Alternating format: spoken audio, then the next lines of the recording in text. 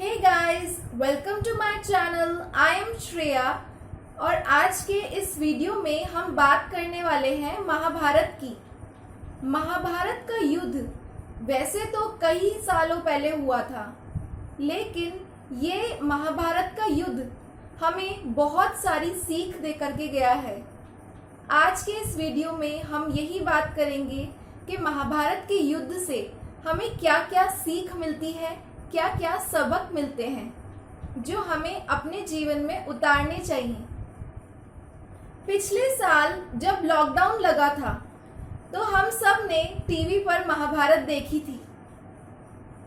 इस साल भी आई गेस किसी न किसी चैनल पे आ ही रही होगी महाभारत। तो इस वीडियो में आगे बढ़ने से पहले मैं अपना वीडियो उसी श्लोक से शुरू करना चाहती हूँ जिस श्लोक से हमेशा महाभारत का वो प्रसिद्ध सीरियल स्टार्ट होता है।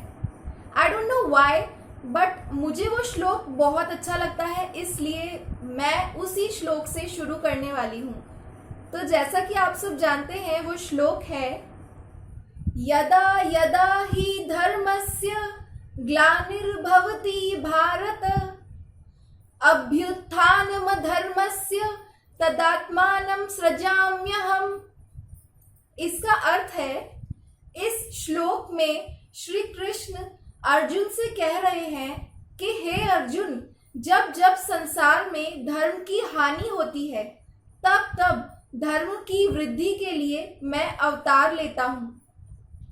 इसका एक अर्थ ये भी हो सकता है कि ईश्वर तो हर युग में उपलब्ध रहते हैं। नाम, रूप, स्थान कुछ भी हो सकते हैं। वैसे तो वह सबके हृदय में ही प्रतिष्ठित हैं, किंतु समय के प्रभाव में प्रकट कहीं कहीं हो सकते हैं। परित्राणाय साधूनां विनाशाय च दुष्कृताम् धर्म संस्थापनार्थाय संभवामि युगे युगे। इस श्लोक में श्री कृष्ण जी कह रहे हैं कि सज्जन पुरुषों के कल्याण और दुष्कर्मियों के विनाश और धर्म की स्थापना के लिए मैं श्री कृष्ण युगों युगों से प्रत्येक युग में जन्म लेता आया हूँ। सृष्टि में दुष्ट भी दुष्टता करते रहेंगे, देव भी मार्ग निकालते रहेंगे, समय समय पर दुष्टता का हिसाब भी होता रहेगा। आज कलयुग में तो नित्य ही आपात स्थिति बनी रहती है, किंतु हम सब आस्थावान हैं और कृष्ण जी के इस आश्वासन पर जिंदा हैं जो उन्होंने स्वयं गीता में दिया था। ये श्लोक पर्सनली मुझे बहुत पसंद है, इसलिए मैंने इसका मीनिंग आप लोगों के साथ में भी शेयर किया। चलिए अब आगे बढ़ते हैं और जानते हैं कि महाभारत से हमें क्या क्या सीख मिलती है। ये अपने आप में एक बहुत ही खूबसूरत बात है, क्योंकि हम सब लोग रामायण की बात करते हैं, लेकिन महाभारत से भी हमें बहुत कुछ सीखने को मिलता है जो अभी हम जानेंगे आगे। तो चलिए शुरू करते हैं।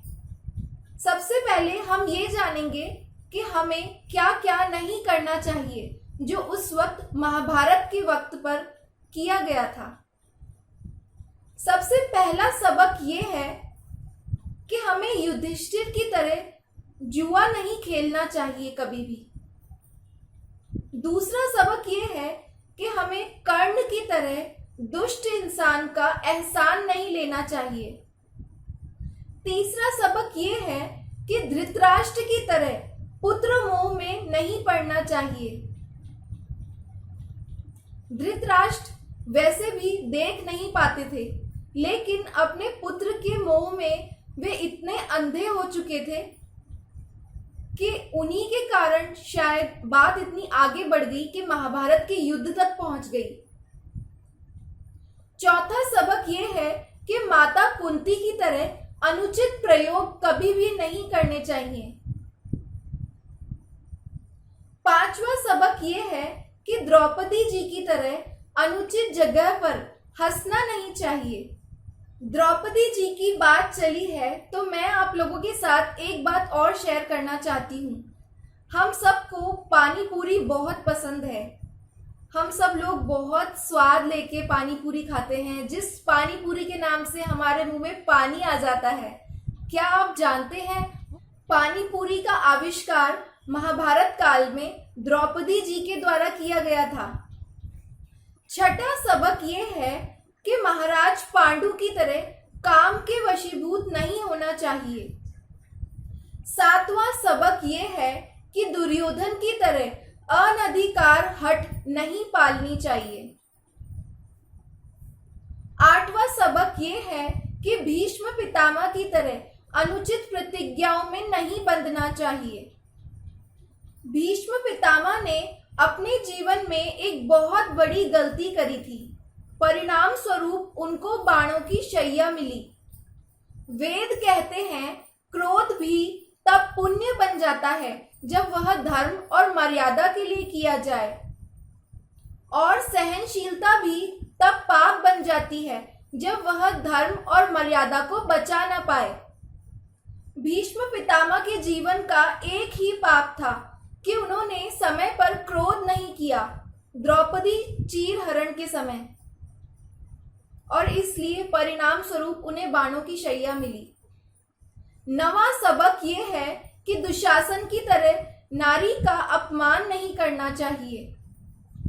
10वां सबक ये है कि अश्वत्थामा की तरह अनियंत्रित नहीं होना चाहिए। 11वां सबक ये है कि महाराज शांतनु की तरह काम में आसक्त नहीं होना चाहिए। 12वां सबक ये है कि रानी गांधारी की तरह नेत्रहीन का अनुसरण नहीं करना चाहिए। 13वां सबक ये है कि राजा परीक्षित की तरह क्रोध में अनुचित कार्य नहीं करने चाहिए। 14वां सबक ये है कि गुरु द्रोणाचार्य की तरह अर्ध सत्य पर विश्वास नहीं करना चाहिए। 15वां सबक ये है कि शल्य जैसे हतोत्साहित करने वाले की संगत में नहीं रहना चाहिए। तो ये थे वो 15 सबक महाभारत के काल से जो हमें ये सिखाते हैं कि हमें अपने जीवन में क्या क्या नहीं करना चाहिए। अब हम इस बारे में बात करेंगे कि क्या क्या हमें करना चाहिए जो उस समय पर हुआ था। पहला सबक जो हमें जरूर करना चाहिए, अभिमन्यु की तरह वीर बनना चाहिए। दूसरा सबक, कृष्ण जी की तरह धर्म का साथ देना चाहिए। तीसरा सबक, विदुर की तरह स्पष्टवादी शुभचिंतक बनना चाहिए। चौथा सबक, घटोत्कच की तरह धर्म कार्य में सहर्ष बलिदान देना चाहिए। पांचवा और आखिरी सबक, अर्जुन की तरह अपनी बागडोर भगवान के हाथों में सौंप देनी चाहिए। So the moral of the story is कि निष्ठा सदैव सत्य धर्म के प्रति हो, किसी व्यक्ति या पद के प्रति नहीं। So guys, that's all for this video. I hope you liked today's video and found it to be helpful. If yes, then please show me your support by giving this video a big thumbs up and do subscribe to my channel. Don't forget to share my videos among your family and friends. Wish you all the very best and thank you so much for watching. जो केवल अपना भला चाहते हैं वह दुर्योधन है।